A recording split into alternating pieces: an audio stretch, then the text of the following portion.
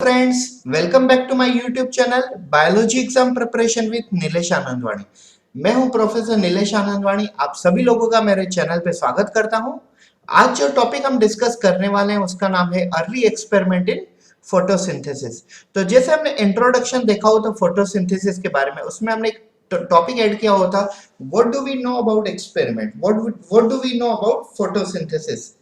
तो हमने कुछ एक्सपेरिमेंट बेसिक देखे थे, लेकिन यहाँ पे हम इस टॉपिक में ये 5 एक्सपेरिमेंट देखने वाले हैं जो काफी दिग्गज, काफी जीनियस साइंटिस्टों ने एक्सपेरिमेंट किए हुए थे। वो एक्सपेरिमेंट थे Priestley experiment, Jan Ingenhousz experiment, Julius H experiment, Engelmann experiment and Van Niel experiment. इन 5 लोगों ने एक्सपेरिमेंट किए हुए थे फोटोसिंथेसिस पे। Few of scientists were doing experiment to prove that CO2 is important for photosynthesis. Some was explaining that water is essential to photosynthesis. Some was explaining that carbon dioxide enter in the plant body and oxygen comes out during the photosynthesis. Someone was explaining light is important part of photosynthesis. तो आइए चलिए देखते हैं कि कौन से scientist ने क्या चीज प्रूव की थी और उनका फोटोसिंथेसिस से क्या रिलेशन है। ठीक है, तो चलिए वन बाय वन देखते हैं। पहले हम देखते हैं priestly experiment. So let's start with a priestly experiment. This is priestly experiment. पहले मैं आपको कुछ बेसिक बातें बता दूं प्रिस्ली के बारे में, फिर हम प्रिस्ली एक्सपेरिमेंट देखते हैं। Priestly experiment, he done the candle burning experiment to prove photosynthesis, presence of CO2।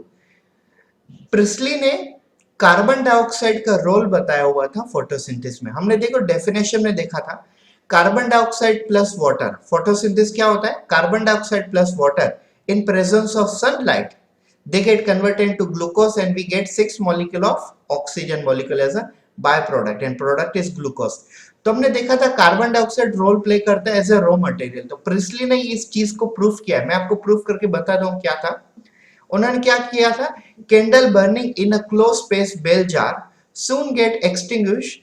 Similarly, a mouse would soon suffocate in a closed space, but when he placed a mint plant in the same bell jar, he found that mouse stayed alive and candle continued to burn। Plant restore their water, plant restore the air, whatever breathing animal and burning candle removes। तो देखिए मैं simple सा इसका मतलब बताता हूँ। Priestly ने पहले क्या किया, एक जैसे आप यहाँ पे देख रहे हो, प्रिस्ली ने एक बेल जार लिया हुआ था। ठीक है, ये बेल जार होता है, ऊपर से बेल बनी होती है, इसे बेल जार कहते हैं। और इस बेल जार के अंदर उसने एक कैंडल रखी और उसके अंदर एक माउस को, रेट को छोड़ दिया। अभी कैंडल जार ऊपर से बंद थी तो रेट बाहर नहीं निकल पाता था, और उन्होंने कैंडल को स्विच ऑन कर दिया। तो हमें पता है कि कैंडल तब तक ही स्विच ऑन रहेगी जब तक उस बेल जार के अंदर ऑक्सीजन है।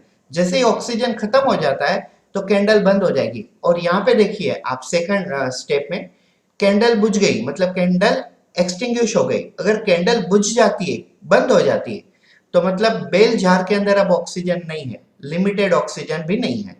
तो अगर ऑक्सीजन नहीं है तो रेट का क्या होगा, ये चूहा भी मर जाएगा, रेट विल ऑल्सो डाई। ठीक है, ये कॉमन लॉजिक है इसके पीछे। तो अभी आप देख रहे हो, देखिए यहाँ पे ऑक्सीजन नहीं है, तो आप ये सोच रहे होगे कि प्रिस्ली ने तो CO2 प्रूफ किया था, तो O2 कहां से आया। CO2 and O2 are correlated to each other ना। मैं इस स्टेप में बताता हूँ। फिर उन्होंने क्या किया, एक दूसरी एक बेल जार ली, उसमें कैंडल भी यूज की, माउस भी यूज किया, मतलब रेड भी यूज किया, और वहां पे एक मिंट प्लांट लगा दिया, पुदीने का छोटा सा एक पोट लगा दिया, मिंट प्लांट। फिर क्या होता था, ये जो मिंट प्लांट है, अब ये बेल जार ओपन है, मतलब बेल जार पूरी ट्रांसपेरेंट है तो सनलाइट आ रही थी। ये मिंट प्लांट सनलाइट एब्जॉर्ब कर रहा है। ये मिंट प्लांट ऑक्सीजन बाहर छोड़ रहा है, और अगर ऑक्सीजन बाहर छोड़ रहा है तो कैंडल को ऑक्सीजन मिल रही है, मतलब फायर, कैंडल जल ही रही, कंटिन्यू जल रही है। और अगर कैंडल को ऑक्सीजन मिल रही तो ऑब्वियसली ऑक्सीजन माउस को भी मिलता होगा। माउस जब ऑक्सीजन इंस्पायरेशन से अंदर लेगा तो माउस एक्सपायरेशन से कार्बन डाइऑक्साइड भी बाहर छोड़ेगा, तो वो कार्बन डाइऑक्साइड किसे मिलेगा, प्लांट को। सो प्लांट को कार्बन डाइऑक्साइड मिलेगा, प्लांट ऑक्सीजन छोड़ेंगे, वो ऑक्सीजन माउस को भी मिलेगा और कैंडल को भी मिलेगा। हमें कैंडल से मतलब नहीं, लेकिन कैंडल हमारा इंडिकेटर है। क्या इंडिकेटर है, कैंडल अगर जल रही है तो हमें पता चल रहा है कि ऑक्सीजन है, माइस अगर जिंदा है तो हमें पता चल रहा है माइस को ऑक्सीजन मिल रहा है। तो इस एक्सपेरिमेंट में बताया है कि अगर प्लांट कहीं पे भी आसपास होते हैं तो वो हमें ऑक्सीजन देते हैं और वो हमसे क्या मांगते हैं, कार्बन डाइऑक्साइड मांगते हैं, और कार्बन डाइऑक्साइड के थ्रू प्लांट फोटोसिंथेसिस करते हैं।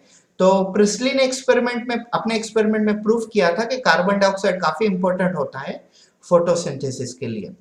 Priestley wanted to prove that carbon dioxide act as a raw material and it is very important for the process of photosynthesis. As the definition of photosynthesis is carbon dioxide plus water act as a raw material. In presence of sunlight, it get converted into glucose as a product and 6 molecule of oxygen as a byproduct. How he proved basically? He took a one bale jar and in that he put a candle switch and a rate. He switched on the candle until the oxygen was present in this bale jar. Candle was burning, and once the oxygen is fully, you can say, reduced or completed, this candle extinguished, means stop from burning. And once oxygen is zero, mice will also die, means this rat will also die. So as you can see in the second bell jar, this mice is died. This is not second bell jar, this is actually the second step. And then what he done, he took a same bell jar again and he put a candle as well as mice. But now in this experiment he put one mint plant also, pudina plant, mint plant. So mint plant was producing oxygen which was given to the mice as well as to the candle for the burning, and mice in a favor it was producing carbon dioxide which was taken by the plant. So plant was giving oxygen to rat and rat was giving carbon dioxide to plant. So in a correlation of plant and mice, both were survived. So this proved that carbon dioxide is very important for the plant for a photosynthesis. It was Priestley's experiment. Moving towards third experiment, I meant to say second experiment, Jan Engenhaus experiment. Jan Engenhaus done experiment in the year 1779. He was a Dutch scientist. He actually proved Priestley's experiment not only happened in a light available. His experiment with the aquatic plant and found that they produce oxygen bubble only in the light and nothing in the dark. He concluded that plant needs sunlight to produce oxygen. इन्होंने priestly के experiment को आगे जाके prove किया। उन्होंने एक aquatic plant लिया हुआ था और उन्होंने इस चीज को प्रूव किया कि aquatic प्लांट है या तो कोई भी प्लांट, इन्होंने एक्चुअली aquatic प्लांट लिया था लेकिन आप कोई भी प्लांट ले सकते हो। इन्होंने इस चीज को प्रूव किया कि प्लांट अगर लाइट में है तो फोटोसिंथेसिस होता है और प्लांट अगर पूरा का पूरा डार्क में है तो फोटोसिंथेसिस होगा ही नहीं। प्लांट अगर लाइट में है तो फोटोसिंथेसिस होगा और प्लांट अगर डार्क में है तो फोटोसिंथेसिस नहीं होगा। आइए देखते हैं इन्होंने कैसे एक्सपेरिमेंट किया हुआ था। ये तो उनका स्टेटमेंट है। सी, इन्होंने एक प्लांट लिया, उस प्लांट को सनलाइट के सामने रखा। जब उन्होंने उस प्लांट को सनलाइट के सामने रखा तो कुछ टाइम के बाद उनको उस प्लांट के ऊपर कुछ बबल्स दिखाई दिए और उन्होंने आगे चल के इस चीज को प्रूफ किया कि ये बबल ऑक्सीजन के बबल है। और हमें पता है फोटोसिंथेसिस में ऑक्सीजन कब प्रोड्यूस होता है, एट द एंड में as a by product. Carbon dioxide, देखिए definition, carbon dioxide plus water in presence of sunlight by the photosynthesis they get converted into glucose as a product and oxygen as a byproduct। तो इस plant में जो bubble दिख रहे हैं ये bubble सारे के सारे ऑक्सीजन के बबल हैं और ऑक्सीजन के बबल तभी प्रोड्यूस होंगे जब फोटोसिंथेसिस प्रोसेस पूरी हो जाएगी। तो साइंटिस्ट जेन एंगनहाउस ने ये प्रूफ किया कि अगर प्लांट को सनलाइट के सामने रखते हो तो उसमें फोटोसिंथेसिस होता है और ऑक्सीजन बबल भी आखिरी में प्रोड्यूस होते हैं। अगर oxygen bubble by product produce होता है तो ऑब्वियसली ऑक्सीजन अगर बाय प्रोडक्ट प्रोड्यूस होता है तो प्रोडक्ट मतलब ग्लूकोज तो प्रोड्यूस होगा ही। सो ये सिंपल एक्सपेरिमेंट था। Dutch scientist Jan Ingenhousz he proved that plant need a sunlight for the purpose of a photosynthesis. He goes beyond the experiment of a Priestley and he proved that plant, when you keep it in a front of a sunlight, plant produces a oxygen bubble and oxygen bubbles are byproduct. And if any plant is producing byproduct, obviously plant must be producing product as a glucose. As you can see, the definition of photosynthesis is Carbon dioxide plus water act as a raw material in presence of sunlight. By photosynthesis, they convert into glucose as a product and you can say oxygen as a byproducts. So what he done experiment, he took a plant and he exposed that plant front of a sunlight. He took a plant and he put the plant front of a sunlight, and after keeping that plant in sunlight, after some time he found that plant is having some bubbles. He concluded that these bubbles are not a normal bubble, these bubbles are oxygen bubble. How? He says that oxygen is the end product, means oxygen is the byproduct of the photosynthesis. He says that oxygen only produced when the photosynthesis process completes, because after carbon dioxide and water, sunlight is absorbed by leaf and it produces glucose, and at the end we get byproduct. That byproduct is oxygen. So this oxygen is byproduct, and that's why glucose must be the product. So photosynthesis clearly takes place in presence of sunlight. This was experiment given by Jane Engenhaus. Moving towards third experiment, Julian von Sach experiment. इन्होंने क्या किया था? Julian von Sach provide evidence for the production of glucose when plant grows and glucose stored as a starch.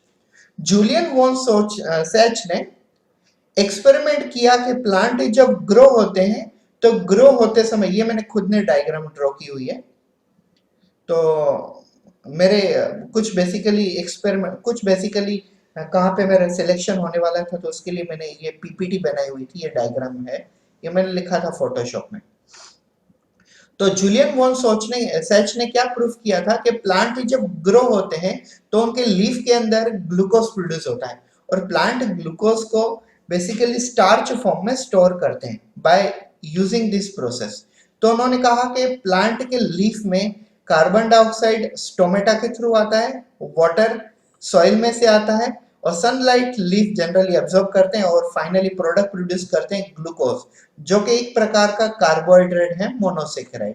और इसी से leaf के ऊपर की तरफ, लीफ के नीचे की तरफ से ऑक्सीजन भी प्रोड्यूस होते हैं, और लेकिन वो ऑक्सीजन बाय प्रोडक्ट होते हैं। So he says that Julian von Sach says that when plants are in the growing condition, they are producing glucose and they are converting the glucose into the starch just to store starch. Now आपके mind में ये भी question आता होगा, why plant are storing starch, why not glucose? Because glucose is a basically attractive in the sense glucose में से smell आती है, और अगर ग्लूकोज में से स्मेल आती है तो ग्रेजिंग और ब्राउजिंग एनिमल ग्लूकोज को खाने के लिए लीफ को खा सकते हैं। लेकिन अगर ग्लूकोज का कन्वर्जन प्लांट स्टार्च में कन्वर्ट कर देते हैं तो स्टार्च तो पॉलीसेकेराइड, इसमें से स्मेल नहीं आती, तो प्लांट अपने लीफ को ग्रेजिंग और ब्राउजिंग एनिमल से बचाने के लिए ग्लूकोज का कन्वर्जन स्टार्च में करते हैं। ये साइंटिफिक प्रूफ चीज है। Moving towards Engelmann's experiment. अब इन्होंने क्या किया था एक्सपेरिमेंट, ये देखिए। T.W. Engelmann, using a prism, he split light into its spectral and then illuminated a green algae, Cladophora, placed an aerobic bacteria which is used to detect the site of O2 evolution. He observed bacteria accumulated mainly in the region of blue and red light of the split spectrum. मैं आपको मतलब बताता हूँ। इन्होंने क्या किया हुआ था, इन्होंने एक माइक्रोस्कोप में एक अलगी ली हुई थी जिसका नाम था क्लेडोफोरा। ये ग्रीन कलर की अलगी थी, इन्होंने ग्रीन कलर की अलगी क्लेडोफोरा ली थी, और उसके साथ उन्होंने कुछ एरोबिक बैक्टीरिया भी लिए हुए थे। एरोबिक बैक्टीरिया ऐसे बैक्टीरिया होते हैं जो ऑक्सीजन के प्रेजेंस में ग्रो हो पाते हैं। तो इन्होंने माइक्रोस्कोप के स्लाइड के ऊपर ग्रीन अलगी ली और उसके साथ में उन्होंने एरोबिक बैक्टीरिया भी ऐड कर दिए। फिर उन्होंने नोटिस किया कि ग्रीन अलगी जब ऑक्सीजन प्रोड्यूस करती है तो उसके साथ एरोबिक बैक्टीरिया भी मल्टीप्लाई होते हैं, मतलब एरोबिक बैक्टीरिया की क्वांटिटी काफी बढ़ती जाती है। तो इन्होंने ये प्रूफ किया कि अगर अलगी ऑक्सीजन प्रोड्यूस करती है तभी बैक्टीरिया ग्रो हो पाते हैं, अगर बैक्टीरिया मर जाते तो इसका मतलब क्या होता, अलगी ऑक्सीजन प्रोड्यूस नहीं कर रही है, और अलगी अगर ऑक्सीजन प्रोड्यूस नहीं कर रही है तो इसका सिंपल मतलब है फोटोसिंथेसिस हो ही नहीं रहा है। अलगी ऑक्सीजन अगर प्रोड्यूस करती है तो उसका मतलब होता है फोटोसिंथेसिस हो रहा है, और अगर फोटोसिंथेसिस हो रहा है तो ऑब्वियसली एरोबिक बैक्टीरिया भी ग्रो हो रहे हैं। उन्होंने ये भी नोटिस किया कि ये बैक्टीरिया ऑलमोस्ट ब्लू कलर और रेड कलर के बीच में ग्रो होते हैं ज्यादातर। ऐसा क्यों? क्योंकि रेड कलर का जो वेवलेंथ होता है वो सबसे ज्यादा होता है, अराउंड 760 नैनोमीटर, और ब्लू कलर का जो वेवलेंथ होता है वो 390 होता है, 390 नैनोमीटर, जो सबसे कम होता है। इंद्रधनुष, अगर हम बेसिकली विप गोयर की बात करें तो वॉयलेट कलर का नैनोमीटर सबसे कम होता है और रेड कलर का नैनोमीटर सबसे ज्यादा होता है। तो इन्होंने ये नोटिस किया था कि जब अलगी को और एरोबिक बैक्टीरिया को साथ में ग्रो करते हैं और स्पेक्ट्रम से इनको देखें तो बैक्टीरिया या तो वॉयलेट कलर की तरफ ग्रो होते हैं या तो रेड कलर की तरफ ग्रो होते हैं, बीच में काफी कम बैक्टीरिया ग्रो होते हैं। यह स्पेक्ट्रम के थ्रू इन्होंने स्टडी किया हुआ था। T.W. Engelmann, he done his experiment in the year 1882. He proved that oxygen is a byproduct of photosynthesis. How he proved? He took a microscope. In a microscope, on a slide, he put a green algae known as a cladophora, and along with the green algae, he also put aerobic bacteria. Aerobic bacteria are those bacteria which can only grow in presence of a oxygen. And how these bacteria are getting oxygen on a slide of a microscope? They are getting oxygen through the green algae called as a cladophora. What was the basic experiment? Cladophora algae was producing oxygen as an end product of photosynthesis or as a byproduct of photosynthesis. We know that algae will produce oxygen only as an end product or byproduct of photosynthesis after the completion of photosynthesis. So as algae produce oxygen, this oxygen is given to, or this oxygen is used by or accumulated by aerobic bacteria. So aerobic bacteria multiply in number. Aerobic bacteria are only multiplying in number in presence of oxygen, and they are getting oxygen from the Cladophora green algae. They also, means Engelmann also found that these bacteria either they are growing towards a blue color light or either they are growing towards a red color light according to the spectrum. Engelmann took a, you can say this spectrum, and he passes the light. When he passes the light, he found that bacteria are either at the red region or either at the blue region. There are more quantities at the red region as well as there are more quantity at the blue region. So he simply says that red color have a 760 nanometer where photosynthesis is more, so oxygen is more. Blue color is the region where photosynthesis is more but wavelength is less, 390 nanometer. And so in this experiment, T.W. Engelmann found, he proved that oxygen is a byproduct of photosynthesis which could allow the aerobic bacteria to grow and multiply in number. This was experiment done by T.W. Engelmann in 1882. Experiment done by the Cornelius Van Niel. He was a microbiologist who demonstrated that photosynthesis is a light-dependent reaction in which hydrogen from a suitable oxidizable compound reduce to carbon dioxide and to form carbohydrate. Cornelius van Niel एक microbiologist थे जिन्होंने ये proof किया हुआ था कि photosynthesis एक light dependent reaction होती है जिसमें हाइड्रोजन एक ऑक्सीडाइजेबल कंपाउंड में से प्रोड्यूस होता है और फाइनली उसका कन्वर्जन कार्बन डाइऑक्साइड में होने के बाद उससे कार्बोहाइड्रेट बनता है। सो इन्होंने क्या किया था? Cornelius van Niel he did experiment with a purple and green bacteria and demonstrated photosynthesis is a light dependent process. He explained hydrogen from the water reduced to carbon dioxide to carbohydrate. He concluded that oxygen comes from water and not from carbon dioxide. Finally, correct equation of photosynthesis was discovered like this: 6 molecule of carbon dioxide, 12 molecule of water gives a glucose as a product, and 6 molecule of water as well as 6 molecule of oxygen. तो Cornelius van Niel ने proof किया हुआ था कि photosynthesis basically light dependent reaction होती है, और इन्होंने कैसे प्रूफ किया? By using a green bacteria and purple colour bacteria. तो ये थे 5 एक्सपेरिमेंट जो जो Priestley experiment, Jan Ingenhousz experiment, Julius experiment, Engelmann experiment and Van Niel experiment के नाम से पहचाने जाते हैं. So these are the 5 experiment perform during the early experiment in the process of photosynthesis. Photosynthesis कैसे होता है वो चीज को प्रूव करने के लिए ये एक्सपेरिमेंट किए गए थे. और आजकल हम जो फोटोसिंथेसिस देखते हैं वो इन लोगों के एक्सपेरिमेंट के टेक्निक से ही देखते हैं. So this topic was early experiment in the photosynthesis. इन लोगों ने इतने एक्सपेरिमेंट किए हुए हैं, अब इन लोगों ने मुझे आके बताया है कि आप पढ़ाओ. सो ये मैं हूँ प्रोफेसर नीलेश आनंदवानी, आपको पूरा फोटोसिंथेसिस परफेक्टली पढ़ाने की कोशिश करूंगा. Thank you so much for watching this video. Have a good day.